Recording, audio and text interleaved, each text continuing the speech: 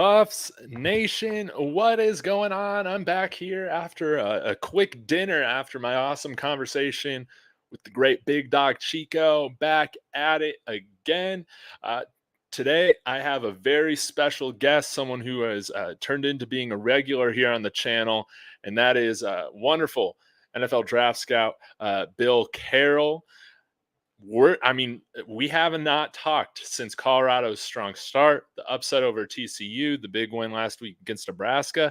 And man, do we have a lot of exciting things to talk about. So as you're coming in here, be sure to hit that like.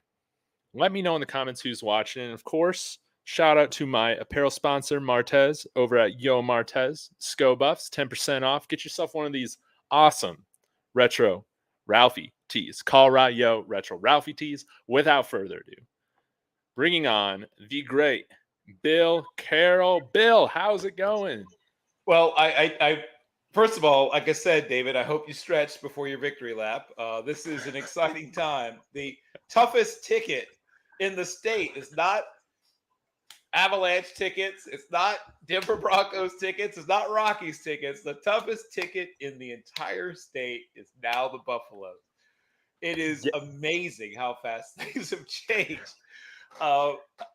Literally 1 year ago, there was, obviously still hope, but nobody could have, even the most optimistic fan could not have thought you'd be here now, I would think. I'm a huge fan of Deion Sanders. I'm a huge fan of what he did really every place he's been a coach. And I'll be honest, I thought this would be a stepping stone year. 4 wins, maybe even 5 would be like a woo, way to go. I'm revising upwards. I think 7 is very doable. 8 is not impossible. And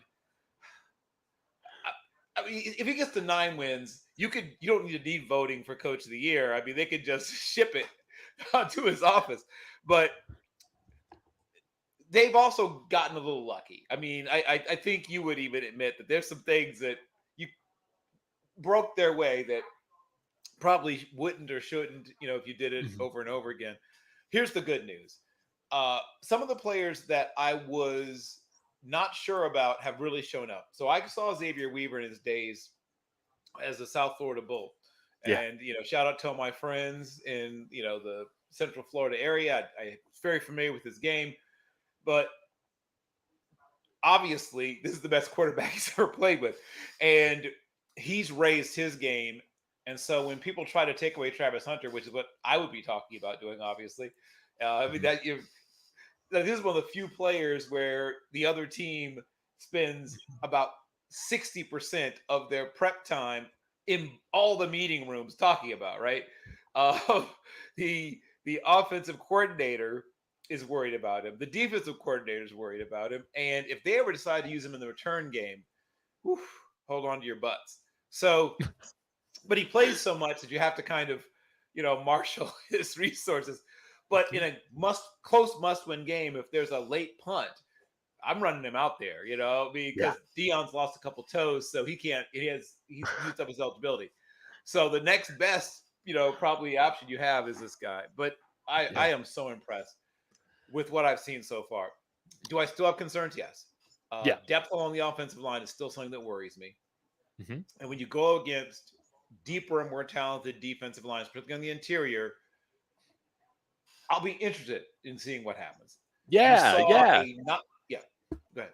I was going to say, let's dive into this a little bit because some of the things I feel like last time we met, it's kind of been a combination of different things that we were expecting kind of played out. Like, I was expecting like our top end players to play like stars.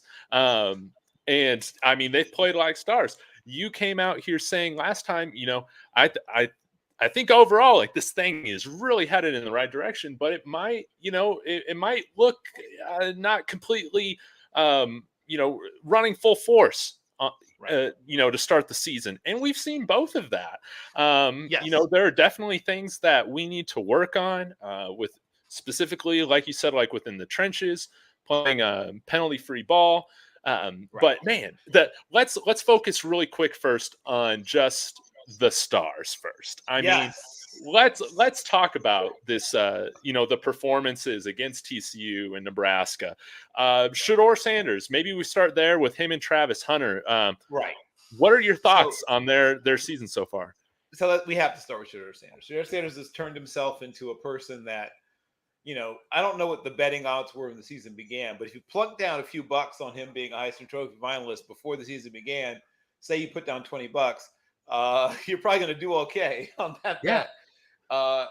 The only thing that might hurt him a little bit is the fact he has a teammate who has a shot at being a Heisman Trophy finalist. Right. So they may split the vote. But if they do get to 9 wins, it's not beyond the realm of possibility that both guys could end up being Heisman Trophy finalists, which you've got to go back to Reggie Bush and Matt Leinart, to get to a time where you had a team that had 2 legitimate guys with a chance to win the Heisman on the same team. It's an exciting time. And I despite the fact that I'm going to express some concerns, I'm not here to dampen your enthusiasm. There's not a single game that your team won't be in this year. Right? How exciting is that? There's not a single game, even against the better teams that will probably, end up beating you. You will be in those games beginning to end. There'll be no games where people will start heading for the, for the exits early in the third quarter. That's done. That's gone. There'll be no more of that. You will be in every single game against teams ranked in the top 10. You will be in the game from beginning to end. That whatever happens the rest of this year, Deion Sanders was worth every penny and more. He's worth every penny and more. And if he asks for an extension, give it to him. Yes. Yes. I mean, whatever he wants, the answer should be yes. Because I heard a quote recently that just in the past 72 hours, the Boulder metropolitan area has seen an influx in capital of $18 million. Insanity. Absolute insanity. Between people coming in from out of town, hotel reservations, restaurants, people renting Airbnb, everything, right? All the things that people are spending, gear, right? Gear, everything. People are just throwing money at that area like nobody's business. You're going to see donors coming off of more money they ever had before. Boosters who didn't know they were boosters are going to be boosters. People who are only tangentially related to the school are going to suddenly become boosters. It's like I said, it's an exciting time. What a time to be alive if you are a Buffalo fan. So I was going to say, off the field, A+ for what Deion Sanders has done. On the field, B+ for what Deion Sanders has done. And he still doesn't have his guys, really. Like, he still is, I would say, a year or 2 away from really having the team he envisions. Think about what that team will look like when he's scary. He's getting 4- and 5-star recruits in every recruiting class and still transfers coming in like nobody's business. It's a bad time to be Nebraska. It's a bad time to be like everyone in the recruiting footprint. It's not a great time to be Boise. It's not a great. He's going to chip into everybody's recruiting, and not just regionally. I mean, obviously, he's going to get a lot of the local players. Like anybody who's a good player in this area, the Rocky Mountain area, is going to add Buffalo back onto their list. But he's going to get guys out of Texas, California, Florida. Name a place. So so it's an exciting time. I'm excited for you, Dave. Well, I'm excited that we can enjoy this together. With how this season has started, I don't think I've enjoyed college football more. With what is going on. Of course, I've had to put money on my Buffs. Every game. So I'm sitting really nice right now. I'm going to continue to hammer that spread until they don't cover it. It's been nice. But you're talking about recruits. Let's go in this direction for a little bit. We haven't had a guy recruited here to CU that's been in the mix like the likes of Bryce Underwood from Michigan. Have you had a chance yet to kind of check him out? What are your impressions of him? Yeah, I'm glad you mentioned that. This is a you're in a whole new world, right? Basically, you're in a whole new world, and not surprisingly, there's certain positions that they've circled. That I would have done the same thing. I mean, the easy. You don't have to work that hard to get wide receivers and defensive backs and quarterbacks to come for two reasons. One is that they watch television and they see what's happening, and it's just math. You know what is it? Uh, Young and Parcells, right? The GM and coaching combination with the Giants have what they call their planet theory. That you have to put most of your focus on the people there's fewer of on the planet. So we may love this guy, but he's 6 feet, 190 pounds. There's a lot of 6 feet, 190 pound guys on the planet. And some of them are awesome, but there's a guy who's 327 pounds, and he's also awesome. There's fewer of them on the planet. So when you're building a franchise, you're building a program, you're building a culture, you're building whatever it is, can you find the big people, right? That's going to be the thing that decides whether you become a competitive, solid, good program for a while, or if you become a dominant program for a long time. Georgia, what does Georgia look like, David, physically, that program? I mean, they are big boys. They're big enormous. Boys, monsters. They are enormous. Their offensive and defensive linemen are literally bigger than some NFL offensive and defensive line rooms. Yeah. They're ginormous. So that's to me the next phase is getting big guys, because it's going. I'm gonna say I shouldn't say it'll be easy, but it will be not as challenging. Yeah. If I'm a defensive back anywhere in America and I'm a 4 or 5 star, I've added Colorado to my list, no matter where I am. We talked about Carmani McLean before when I think we did last time. Yeah, I was here. If we didn't, we should have. We've already seen what Dylan Edwards has contributed already, and this is without him having fully been able to do his thing. You know what I mean? Like this is still kind of tossing it together, right? So when you get 2024's class in, 2025's class in, that's when it's going to really look like something. So yes, I have had a chance to check out Mr. Underwood and a few other guys that are either expected to end up Buffaloes or have actually committed, right? And eventually you get to the point where Alabama is, or some of the other schools are, where you can't even keep them all, right? You're going to lose good players to other programs. And as counterintuitive as that sounds, that's where you want to be. You want to get to the point where you can't keep all your good players, because that's where Georgia is. That's where the top programs are. We can't keep all of we have too many good players to keep them all with the transfer portal in existence. As of now, you're more of a receiver than a giver when it comes to top flight talent.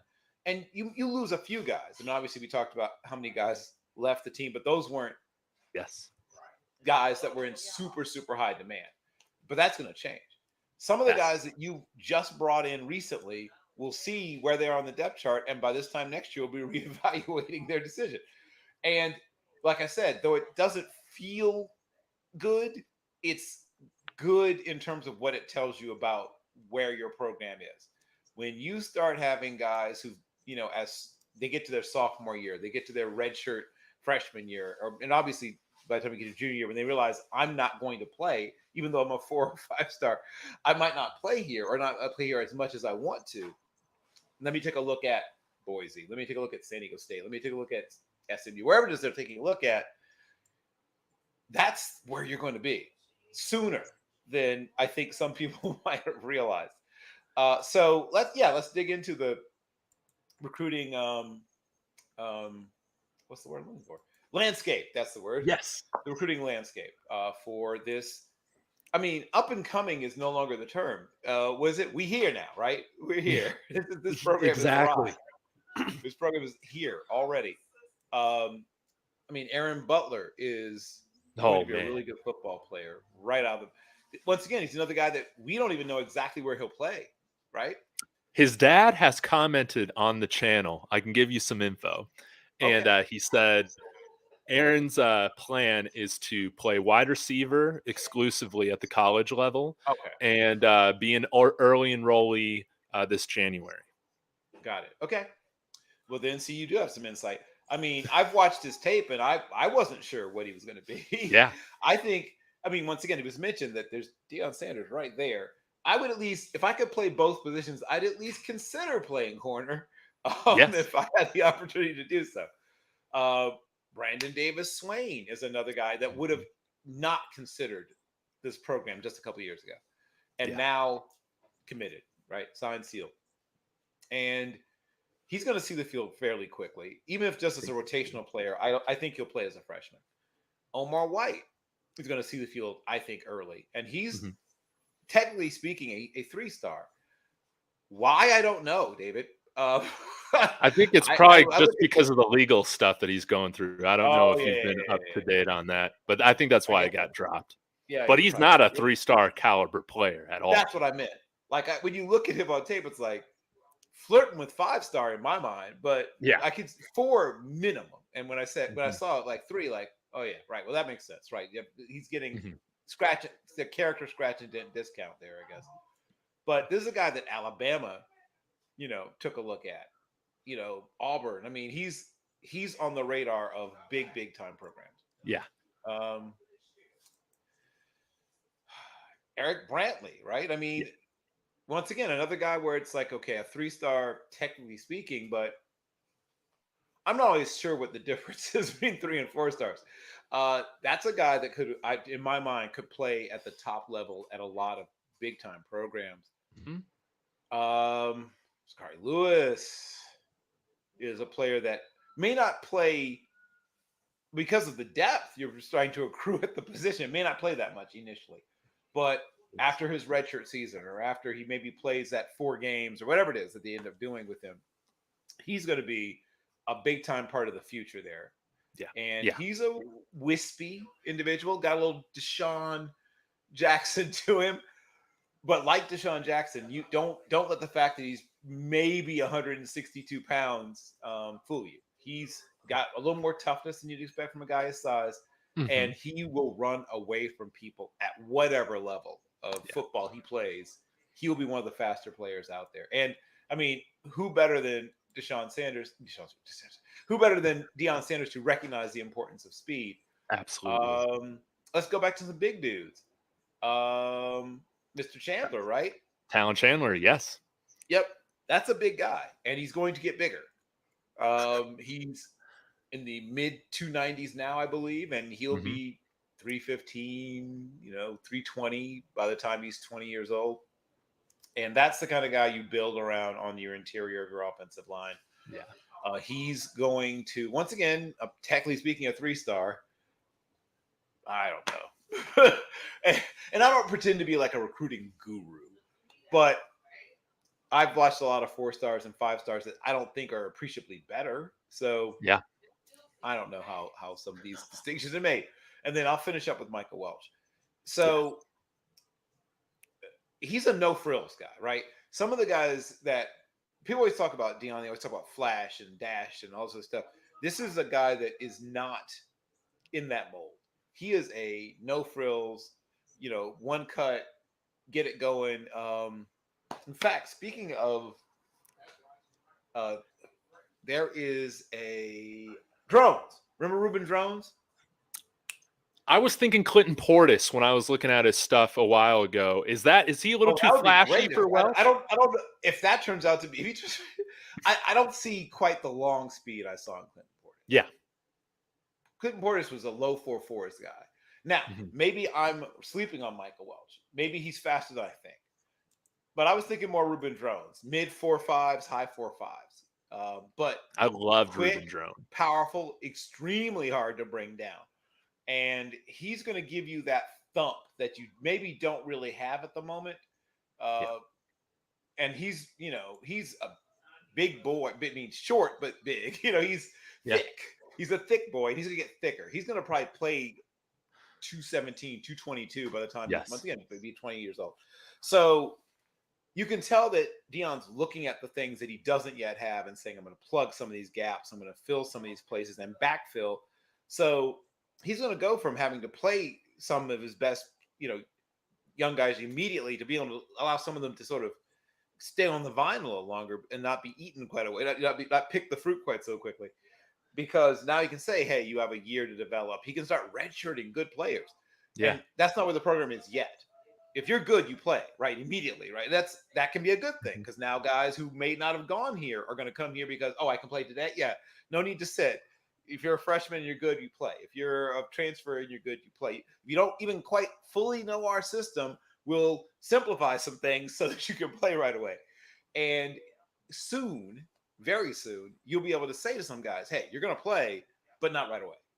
Yes. In a year, though, you're going to be, unstoppable. But for this year, you get to practice, you get to watch, you get to get stronger, get your schoolwork stuff squared away. And that's when you know you really have something. When you can start taking guys good enough to play and not have to play them and say, I'm going to give you a year to get stronger and settle in, things like that.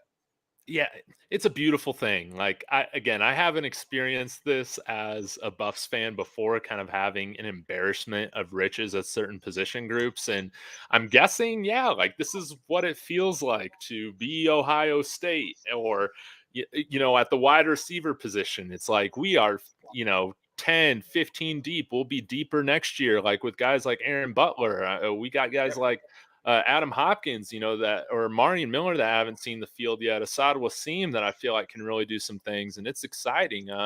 But yeah, Bryce Underwood, the big 5-star quarterback in class of 25, is coming. He was supposed to. He was planning to come for our USC matchup here at the end of September. Moved up his visit to this weekend, Rocky Mountain Showdown. He's coming out here with a wide receiver of his. His name is misplacing me, but I think he's a 4-star wide receiver. Is Bryce Underwood? I mean, when I was looking at his tape, it really surprised me how, even though he's extremely fast, athletic, he can use his legs. Man, he really keeps his eyes downfield and looks to pass first. And as a 16-year-old, the fact that you're not having to coach that out of him was really something that stuck out to me. Do you think he's the kind of guy that if Shedeur is here for next year, he can come in and start as a true freshman? Yeah, so that's what interests me, right? And obviously Shedeur will have an important decision to make.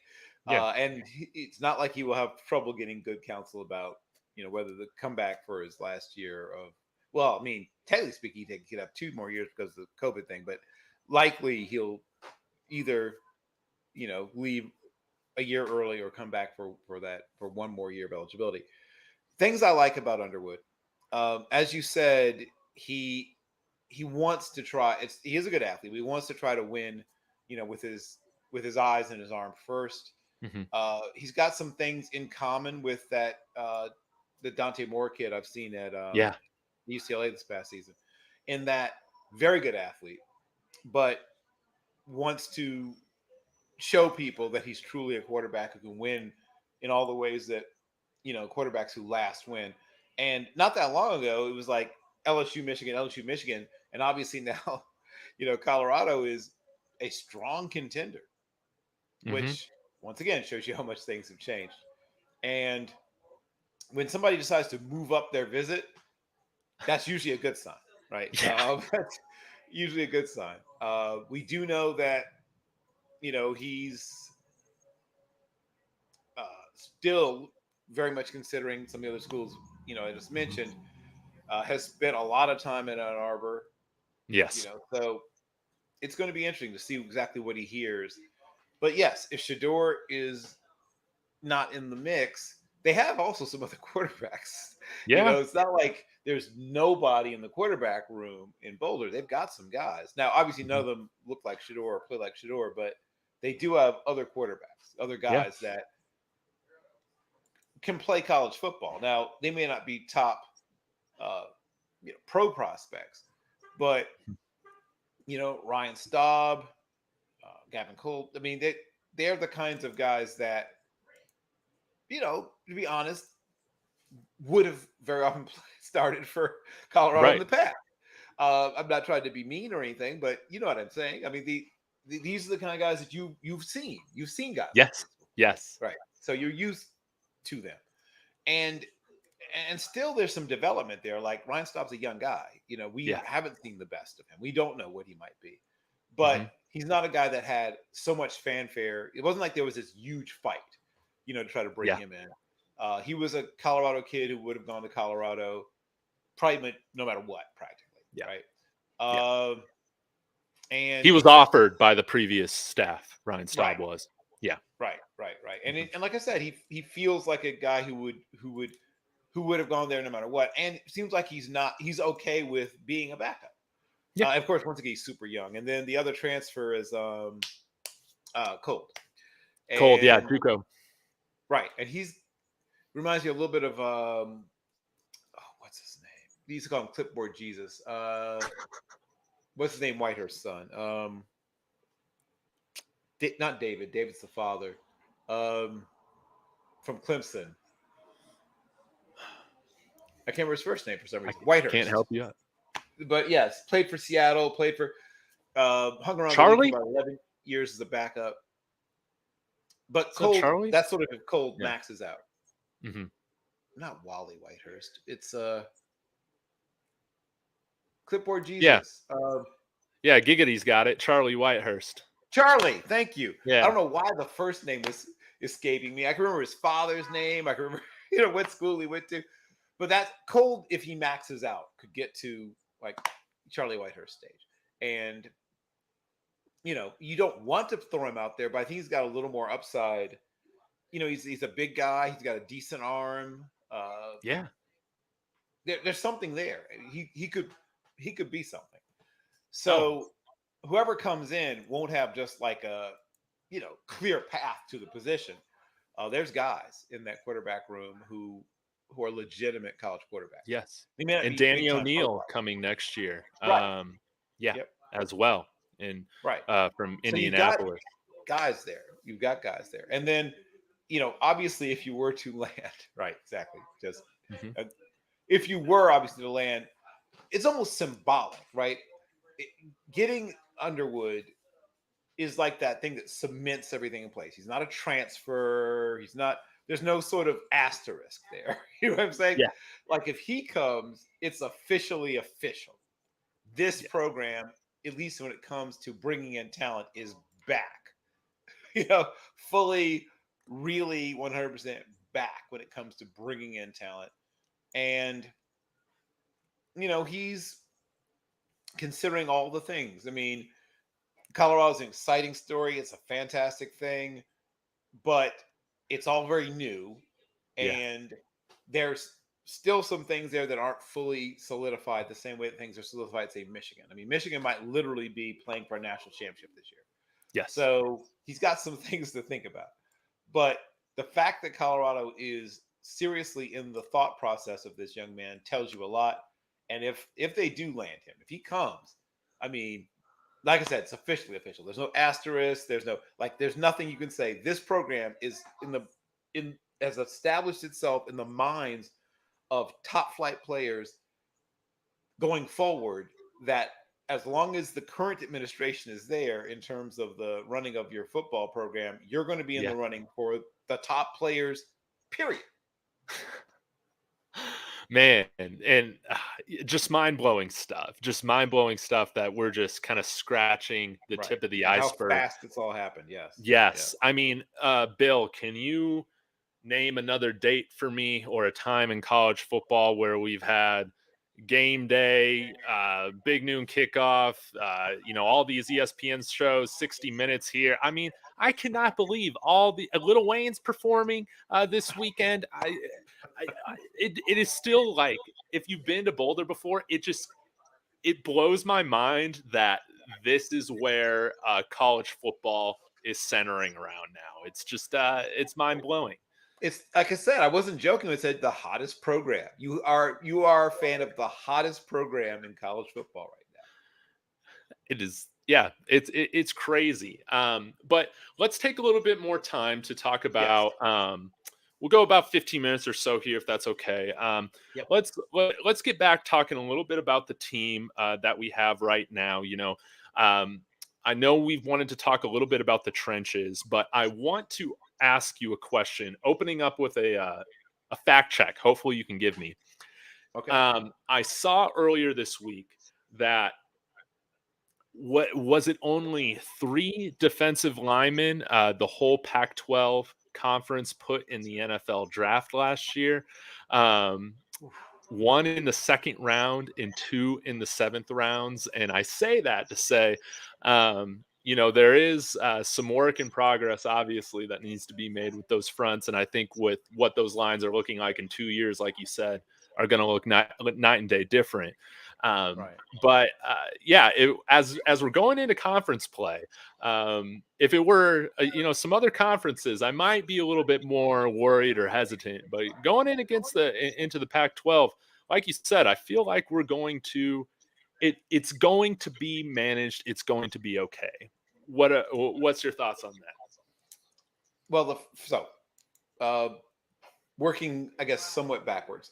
Okay. Yeah, there were 27 players drafted, which is a slight uptick from the year prior. Yes. Only 25 Pac-12 players drafted the year prior to that. As you probably already figured, the vast majority of them on offense. Defense has not been in the forefront. Now, Utah has some good defensive players and have had some good defensive players drafted the past few years. And of course, there's good defensive backs. I mean, I'm a huge Gonzalez guy. I think, Christian Gonzalez has a chance to be really, really good, really, really special. But you're right. Obviously, Jordan Addison, Dalton Kincaid, both on offense. Yeah. Oregon had 6 players drafted. I think 4 on offense and 2 on defense, if memory serves it correctly. Stanford, of all places, believe it or not, had 5 drafted. Which is, when you think about it, it's sort of surprising. QB Kelly. In fact, they've had a nice little run. We'll see if that holds this year, but they've had at least one player drafted in all of the past 14 years. USC's had at least one player drafted in every draft since 1939. That is insane. That will hold. Yeah, that'll hold. They'll have somebody drafted again this year. That's obviously the longest, tied for the longest streak. Michigan and USC have the longest active players being drafted streaks in college football. Nesta Silver, one of the defensive linemen, right? Arizona State's Jade Nesta Silva. Silva. Let me see. I think they might be right. Good Lord, that's not great. Let me see. Malasai Amavai Loa from Oregon was in the 6th. This is obviously Tolopulutu was the highest drafted defensive player, and he's defensive lineman. But I guess all that to say, I mean, this conference has never been known for its defensive line talent coming into the NFL, right? Right. But I mean, I was aware of it, I guess, on some level. But when you really think about it, yikes! I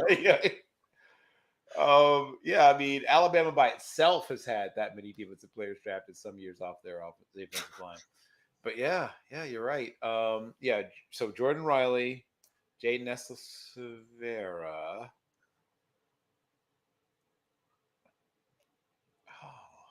Wow. It's mind-blowing stuff.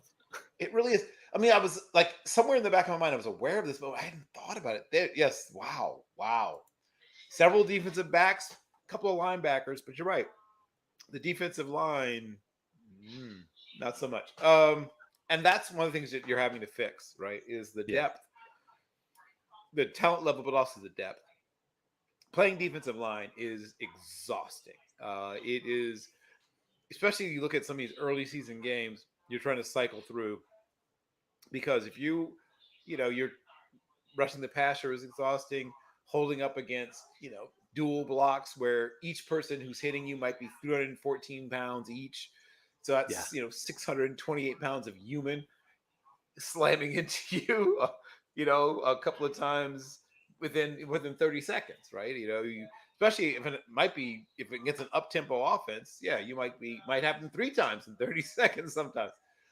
So yeah, we talked about this. Like that's the thing that stands out to me still is when this program truly gets to where it's going, you'll have the ability to not have to play guys so much. Yeah.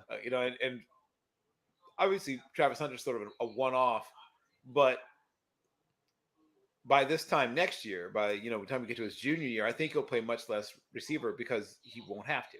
You'll have more good receivers at that point. And it'll be like in emergency break glass kind of thing where he'll play, okay, we got to have this. We need to score on this possession, or we need a big play, or that kind of thing. Okay, Travis, hop back over there on the other side. But his NFL future is most likely playing corner. There are some NFL teams that will, consider having him play offense, but it's two things. One is sort of what I said about the planet theory. It's easier to find wide receivers. Yeah. It's so much harder to find top flight, super corners. Totally. Think about the top wide receivers in the NFL, and you can name a bunch of them without thinking very hard, right? Yeah. You probably write off 10, 20 really good wide receivers. And then you jump to the other side of the ball, and getting 6 or 7 out is a struggle a little bit of guys who are top flight guys you pay, maximum amount to. So I think economics, and things like that will push him to spend more time on playing corner. But and like I said, you don't need him to play so much offense, but depth, particularly on the interior of your two lines, both offense and defense. I mean, I like Van Wells, and he's another guy, and he's young. He's one of the younger guys. Yes, and you've got some good players behind him, but almost all of them are 1 year kind of rentals or whatever I'm going to use. Guys who are fifth years, and cases even 6th years, and 4th year guys. So they might stay at most 1 more year, but in some cases, many of them are gone. London Beebe is a guy that is a grad transfer. So you're having to replace him. You get at least 1 more year out of Jack Wally. He's got some more time left, but Savion Washington is essentially a rental, a 1 year guy. Reggie Young theoretically can come back for another year because of the COVID-19 thing, but he's a guy who, easily could be done. Because he's, a senior. So you've got some things to sort of backfill. Even if everyone stays who can stay, you'll still need to, to backfill a little bit in terms of the interior of your offensive line. On the interior of your defensive line, I've been pleasantly surprised, though there have been some big runs given up, obviously. And I do worry about when you face the Utahs and things like that, teams that really compound it at Oregon you. State. Yeah. Right. Exactly.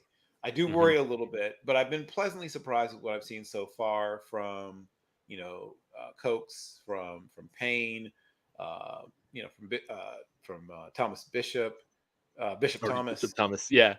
Yeah. I knew I was going to do that. Bishop Thomas Bishop. The 2 last names, and in his case, I guess it's both. His 2 first names could be 2 last names, or 2 last names could be 2 first names. But JJ Hawkins has played, and played and looked good when he's played. But you'd want to have more young talent front loaded. Yes. And even if they aren't starters, you don't want to have your first, second, and third string all be guys who have 1 or fewer than 1 more year left after this year. I mean, like so many guys are, like I said, already grad transfers, and then maybe 1 or 2 guys are, redshirt freshmen or redshirt sophomores, things like that. So a lot of guys were 3rd, 4th, and 5th year guys, and sometimes even a couple of 6th year guys.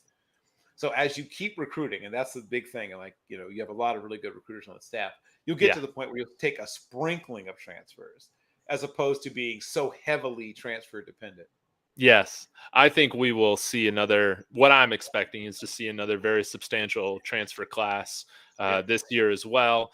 And I'm wanting to hit on this. Dub Will had this question in the comments for you, Bill, regarding the defensive line. What are your thoughts on Shane Cokes' NFL prospects thus far? Has he helped his case from his Dartmouth playing days? Yeah, well, he's not quite as dominant, but people understand he's playing against, a different kind of player.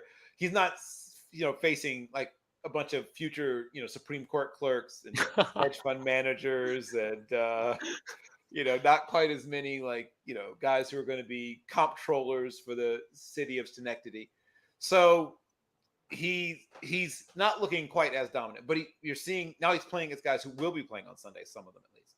Yeah. So yes, NFL scouts were aware of him before when he was just an unstoppable, throwing around people like empty wastebaskets before at Dartmouth. Now that he's facing guys who are more talented, he's facing guys who were 3 and 4 and occasionally even 5 stars and holding his own. He's still going to need to have a good pro day, obviously. He's still going to need to show people, that there's enough pure physical ability. But he's definitely helped himself. And once again, all the eyeballs, right? I mean, you had more people at, coming. You'll have more people at his spring game than probably at the most well-attended game he ever had in his playing career when he was at Dartmouth. No offense that's to the crazy. Ivy League, but that's just not. I mean, that's that. The people who are going where he was before, even if they love football, that's not why you're there. You don't go to Dartmouth thinking you're going to the NFL. If it happens, cool. But that's not your thought process. Your thought process is, I want to get a degree from Dartmouth, right? Mm-hmm. And whatever happens with sports is a bonus. That's a cherry on top. And now he's at a place where there's young men who are there because they think they can play pro football. And that's their main drive, in fact.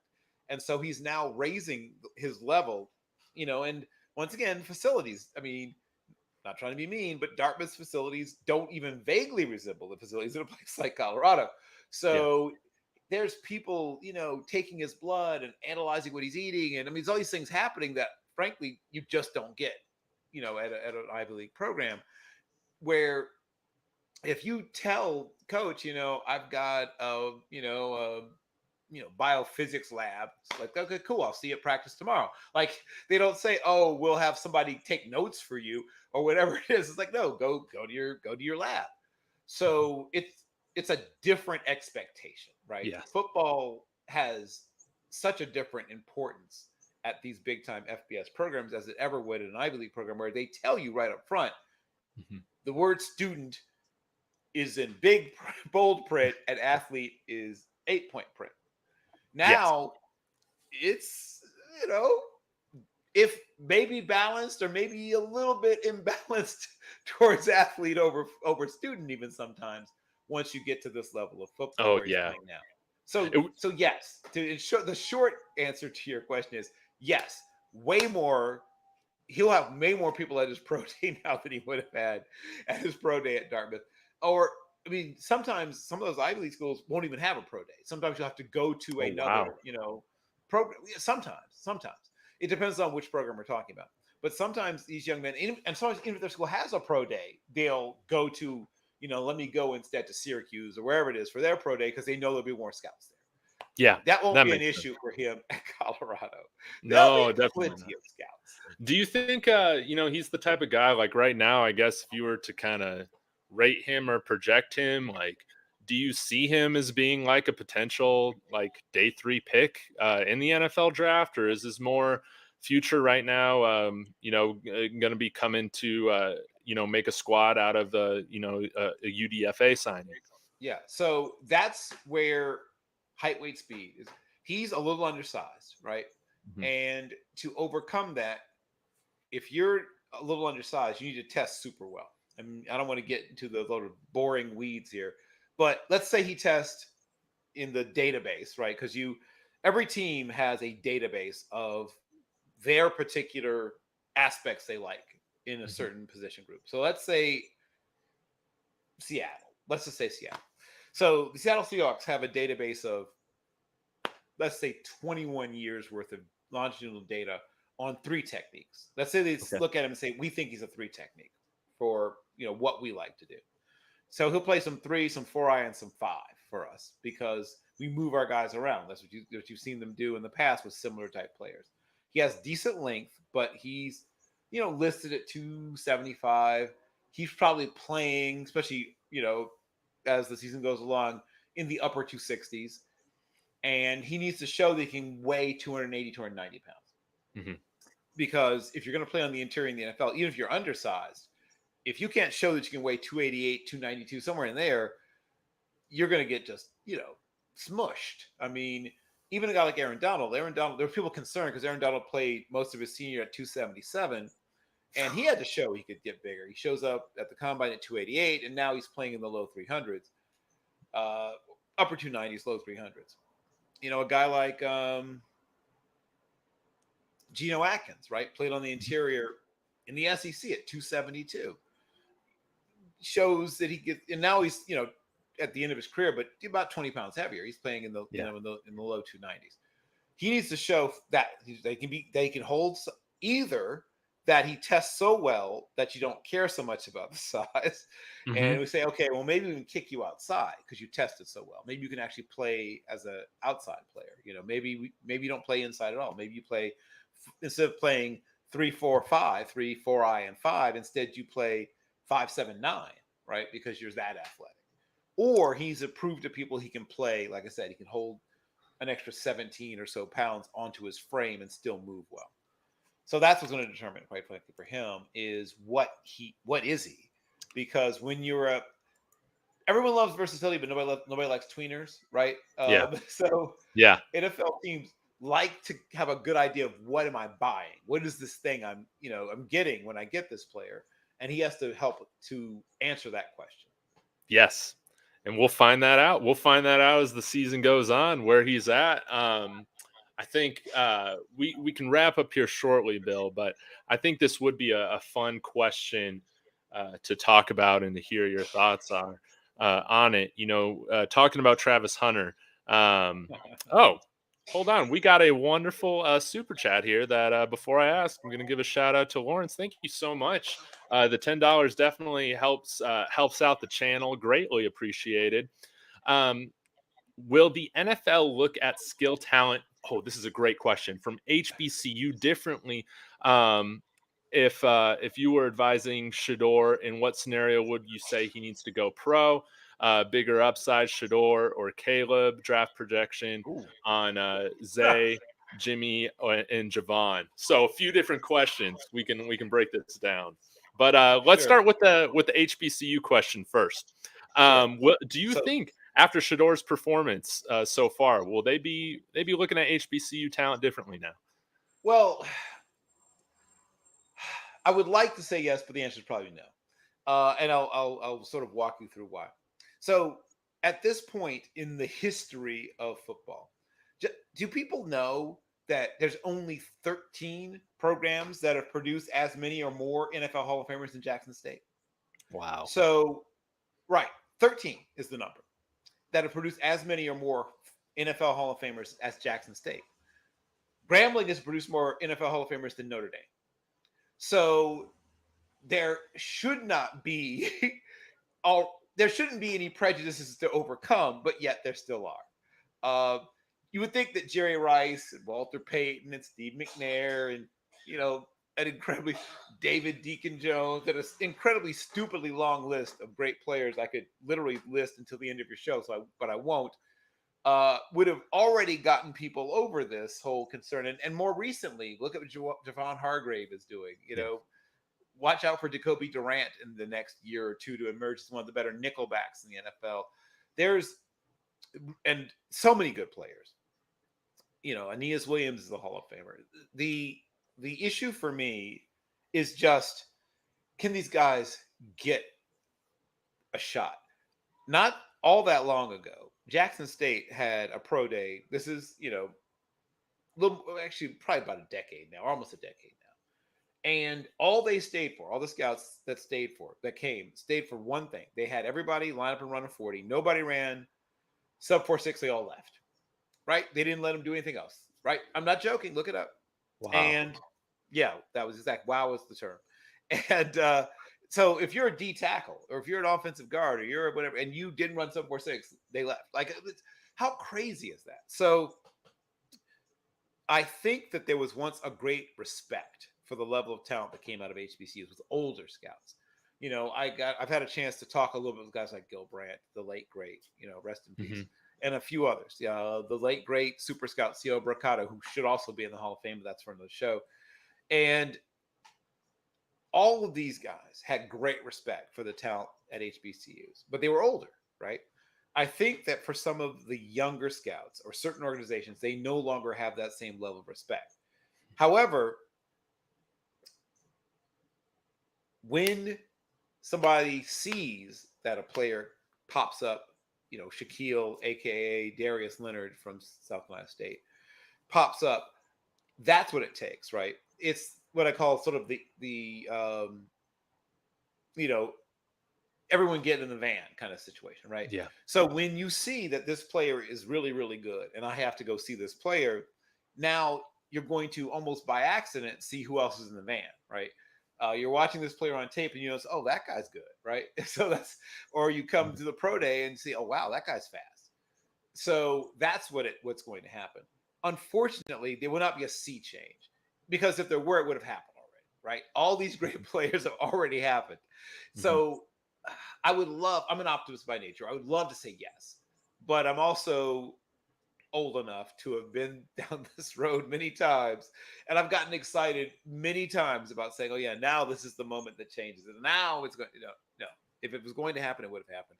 It's going to be a case by case thing. And if there's a good enough player at a particular HBCU, he'll get spotted, he'll get scouted. This is that time of year where I start bothering Jim Nagy. Shout out to Jim Nagy, who runs the Senior Bowl, about some of my, yes, I am apologizing ahead of time, Mr. Nagy, about some of my favorite HBCU players who I'd like to see get invited to the Senior Bowl. And my dream, yep. Oh, yeah, we'll talk more later. I've got a whole rant about things I've seen at HBCU pro days in the past. Now, I think some of that's changing, and shout out to James Scratchy Harris and Doug Williams, who partnered with the NFL and the Senior Bowl to start getting more eyeballs at the HBCU combine that precedes the Legacy Bowl. And while it wasn't all that great the first year, they didn't have a backup indoor facility, and it was unusually cold in New Orleans the first year, and so a lot of guys either didn't work out at all because it was too cold, or some guys that didn't work out as well because it was in the 40s, and you're trying to run and jump, so it's not conducive to peak athletic performance. But they've fixed some of those things. But I think that's going to be one thing that's going to help. And I still, to this day, I understand why they got rid of the regional combines, but I don't like that they got rid of the regional combines. Yeah, that makes sense. Adam Thielen isn't in the NFL today if not for those regional combines. That's how Adam Thielen got spotted, was the regional combines. And here's a guy who was a 0-star football recruit and like a 1-star basketball recruit, ends up getting a partial basketball scholarship, right? I mean, his story is amazing. He's not an HBCU guy, obviously, but still, it's one of those things that doesn't happen without somebody spotting him at, of all things, while the regional combines, gets invited to a tryout day for the Vikings. They say, oh yeah, this guy's good enough to be like a 4th, 5th receiver and be a special teams guy. And now he's going to be in the Ring of Honor one day. I know. So I think that anything that gives the opportunity for a bunch of different scouts to see a bunch of players all at once is important. So yes, I think that's great. And the associated combine, yeah. Oh, I was gonna say too. Yeah, it's nice to see like with the Big 12 too. Starting to put in their Big 12 conference combine that they're going to start doing here in the future. I think that's going to be great for giving more players more exposure to scouts and all that. So hopefully we see more conferences adopt that as well. To the part two of Lawrence's question before I forget. So Shedeur's upside is fascinating, and I've sort of compared him to a more athletic version of people like Teddy Bridgewater or Coleridge Bernard Stroud just from last year. Yeah, a little smaller. He's a little smaller, little not than Bridgewater. He's a little bigger probably than Teddy, but he's a little smaller than Stroud, and he'll need to get a little bit bigger. He's not tiny, but he's not quite ideal, physically, especially in the lower body from what you're looking at. Yeah. Caleb Williams, if you look at him from the waist down, if someone didn't tell you he was a quarterback, you would think running back, Mike linebacker. He's very well put together from the waist down. Shedeur still has roughly the same body he had when he first arrived at Jackson State from the waist down. So he's going to need to probably put on another 8 to 12 pounds, particularly, like I said, that what they call the drive train, right? From knees to hips, right? That's in that area there. He needs to put on some good muscle, and probably some a little bit something more in like the chest and shoulders, just to sort of help take those hits at the NFL level. Caleb's ahead of him physically, but mentally, I think they're very close together, quite frankly. Yeah. Shedeur is a very bright young man. He's been working with Thomas Edward Patrick Brady, which probably doesn't hurt, but he's very bright. He has a really good idea of what kind of player he wants to be, and he's working towards a goal. He really has a good understanding. Caleb had a little bit of a lead, in terms of just, his stardom and things like that. Yeah. And physically, like I said, he's physically more mature, more developed. But by this time next year, if Shedeur stays, he has a chance to develop even more physically to be where he could be where Caleb is by this time next year.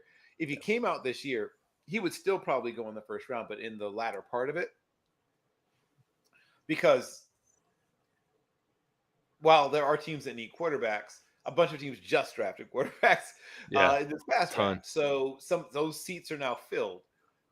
There's still teams like the Tennessee Titans who may or may not have found their quarterback. We'll see. At some point, we'll see some Will Levis. We'll see Malik.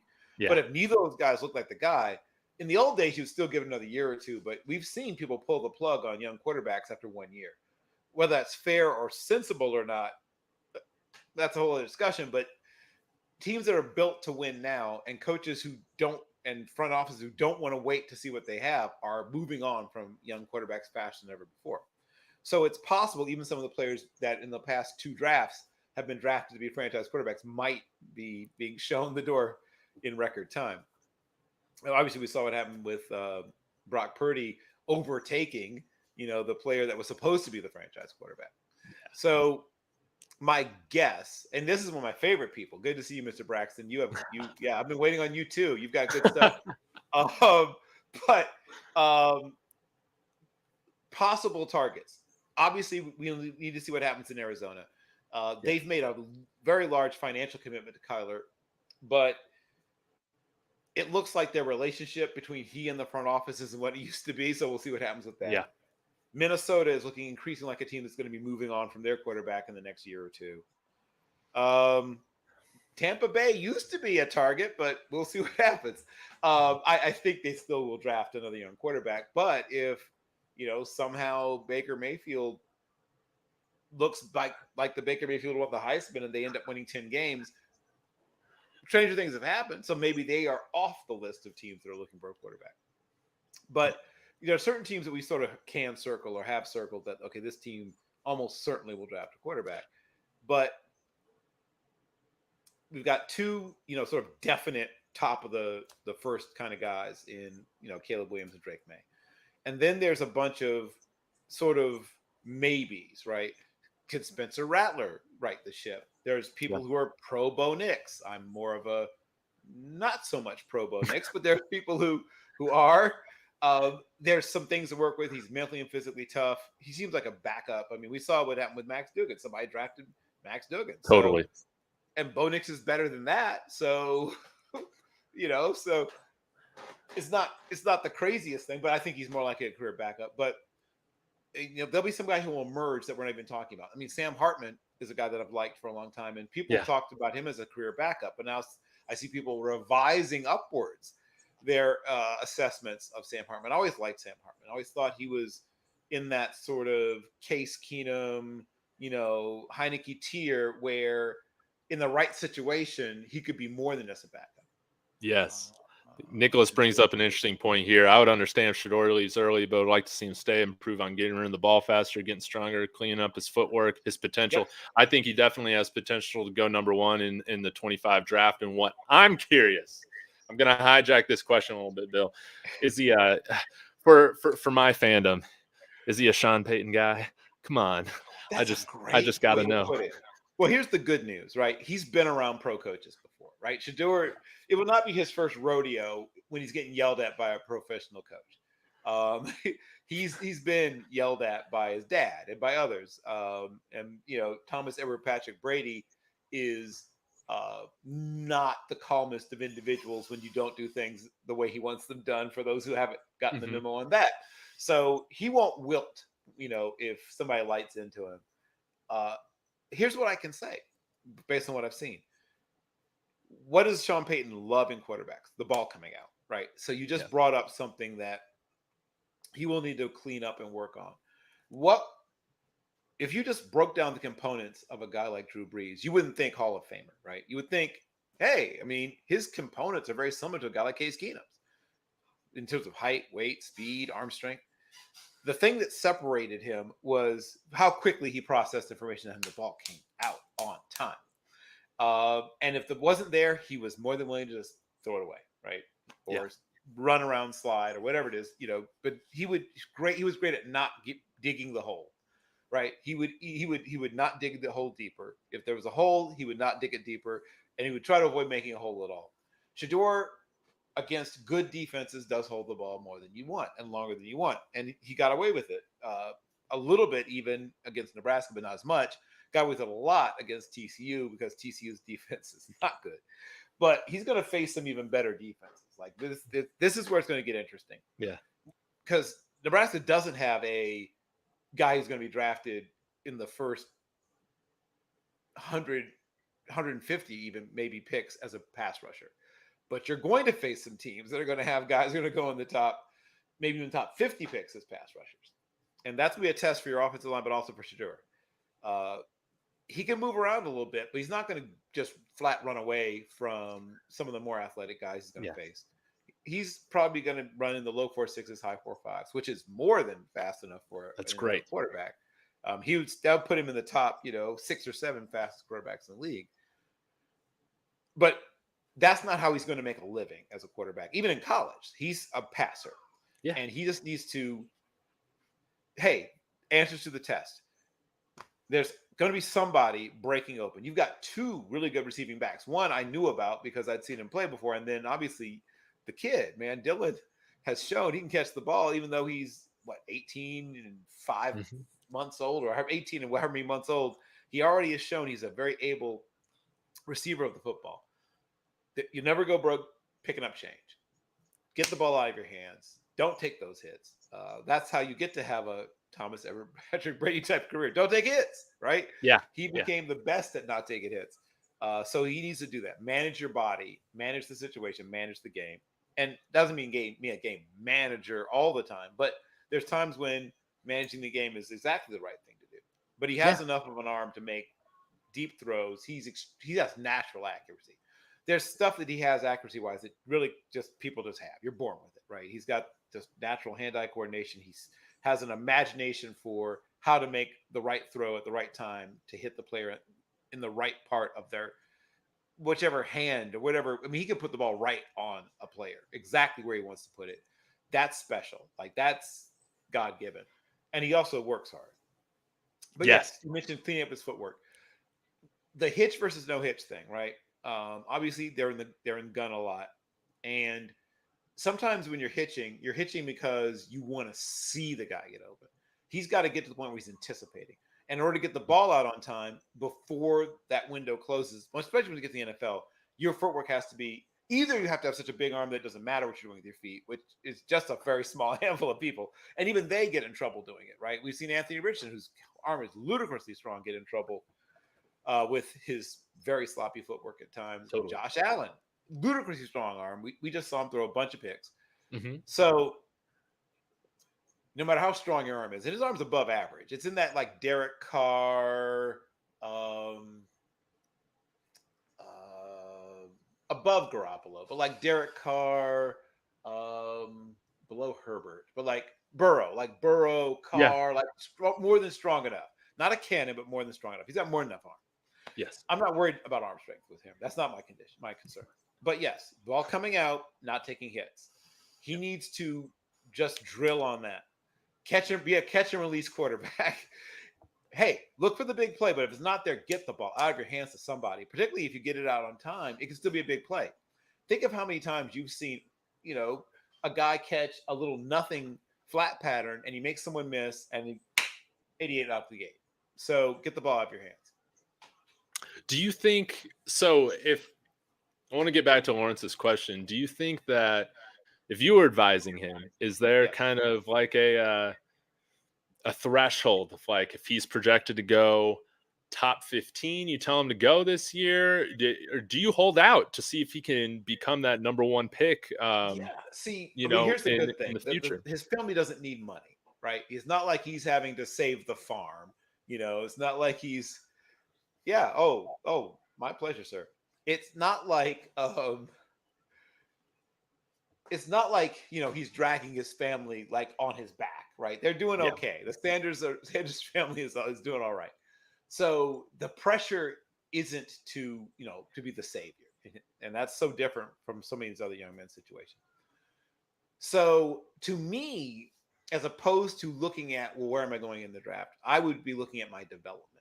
Now he may develop. He's very bright. He may develop so much from now to the end of the year that doesn't make sense. There's not that much more development left. That may happen. yeah. But based on what I'm seeing now, since there's no rush in my mind, and think of how good this team could be next year if he does come back. Right. I would hope that he does decide to stay, but he could be the third quarterback off the board, and that is a hard thing to turn down. But he could also, in another year, be the first quarterback off the board. So that it'll be interesting to see what happens with that decision-making process. He's got great people around him. They're going to give him great advice. So whatever decision he makes, I promise it'll be well thought out. I think that's wonderful. We'll hit this last part and then start wrapping up. But Lawrence was also asking draft projections on the wide receiving core: Xavier Weaver, Jimmy Horn, and Javon Antonio. Sure. And this will be probably the last time you can really say this about them. The wide receivers are mostly sort of borderline to, day 3, borderline day 2 guys for the most part. And I'll sort of walk through them. I mean, Travis Hunter is different and special. But the other guys, and he's probably going to be a defensive back. But I'll start with Jimmy Horn. He's the one that I think probably has the best chance to be an NFL type of the, non-Travis Hunters who play wide receiver. I think he's going to run well. I think he's going to run a fast time. Another South Florida transfer. Assuming, let's just say he runs 4.47. I'm just going to say that. If he runs 4.47 and looks good in his pro day, I think he goes somewhere anywhere from the mid 4th to the early 6th. I think probably earlier than the 6th, but like mid 4th on. I mentioned how much, speaking of South Florida, I mentioned how much Xavier Weaver has impressed me. I wasn't that impressed with him previously. I thought he might be sort of I won't say weak link, but he was one I was the least sure about. And he's looked much better. Stellar. Yeah, he's looked really good. I get the feeling he's not as fast, but once again, this is all projection. So assuming if he runs a blazing fast time, then he pushes his way into early day 3. If he runs the time I'm expecting, he's a mid to late day 3 guy. And if he runs a really bad time, he's probably undrafted. But I think he'll hang around the NFL for a while, at least as a depth guy or special teamer. And then you asked about Javon also, I believe. Javon Antonio, yeah. Mm-hmm. Yep. So that's a guy that I've wanted to like for a while. He's been around a little bit. Yeah. Was at Northwestern State, then found his way to Hines Junior College. I mean, all of it's there physically, but he's never quite right. It's never quite all happened for him for whatever reason. And he has a chance. He's the kind of guy that a team might still, just bring in as an undrafted free agent, even if he doesn't really do anything practically in terms of production. Just because of, look at him, right? He's a beast, The talent is clearly there. But, he is competing against a lot of fairly talented guys. Louisiana kid, in his time at Hines Junior College, didn't dominate exactly, but you saw some things there. And then when I first noticed him was his time with Northwestern State, was one of the better wide receivers in the conference, probably in the top 5 or 6 at his position in the Southland Conference. Was considered a 3-star transfer, and he's got this year to go. I mean, there's still some season left, but as of now, he's probably the 3rd best receiver on the team. I mean, sort of depending how you, you take out Travis. Yeah, I mean, right, he is that next guy in line. He just didn't play this past week because of an injury, but he was on the field against TCU. Right. And I saw him a little bit, but it wasn't like he was a guy that took over the game, obviously. No. And that's what you want to see from a guy that looks like that. You want to see him take over a game. And if that happens, then he probably gets drafted late. If he, starts showing up on tape. And as you said, right, obviously he's got to get healthy. But I mean, you look at him, he's by far the most physically impressive of all the receivers. The other guys are all like 5'9.5" to about 6 feet and a quarter and 77 to about 193. And then you got him, so he's the one that looks the most like an NFL receiver, but he just has to get out there on the field and produce, which hasn't happened yet. Does he, I don't know. Again, as a Buffs fan, Broncos fan, I'm always trying to kind of think about who they kind of remind me of. Is possibly kind of a route that he might take if kind of that continues is maybe something along the likes of Juwan Winfrey, who, was a big physical specimen, didn't have a ton of production at CU because of his injury, drafted in the 7th round by Denver, and he's kind of been able to hang around the NFL because of his size and how he's tested. Right. And embracing special teams. Right. Yeah. So that's a great question. And I don't know enough about Mr. Antonio's mindset to know if he'll say to himself, I'm going to make I'm going to be on 3 or 4 special teams units and, show people that because that's, if you're a 4th, 5th wide receiver, that's what keeps you on a roster. Yeah. Is what not playing wide receiver is hey, did you block a punt? Did you, like, when you get in camp, are you the first guy down on punt coverage consistently? Things like that. That's what the person who decides whether or not you make the team, if you're the 4th, 5th receiver on most teams, is special teams coach, not the wide receiver coach. So you might have more insight than I do about how he embraces special teams, what his mindset is about special teams. That's what determine what happens to him as an NFL prospect. It'd be great also if he could start, like I said, getting on the field and producing as a wide receiver. But he's almost certainly an undrafted free agent, unless something happens where all of a sudden the ball's coming his way a lot more. But if he continues to be sort of in that, 3rd, 4th option role, then especially in college, then that equates to you better be a good special teams guy just to hang around in the NFL. Wonderful. Yeah. Totally agreed. Bill, again, thank you so much for your time, for staying a little late with me, and everybody in the chat. Really, really do appreciate all the engagement. And this has been a lot of fun. Bill, before I wrap things up, this is the question I wanted to get to before the super chat came in.